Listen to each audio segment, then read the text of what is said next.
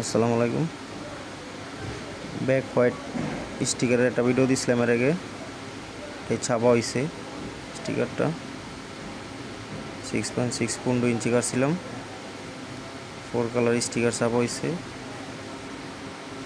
স্টিকারটা পাচ্ছি Primark sticker. এটা কাটিং হইতেছে, ছাপাই আসছে।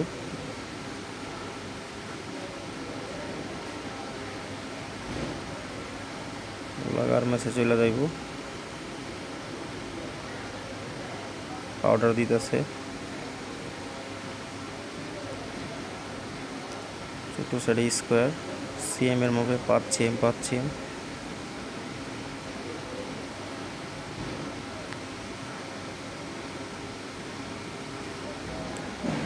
ধন্যবাদ সবাইকে যারা কষ্ট করে ভিডিওটি দেখলেন। আসসালামু আলাইকুম।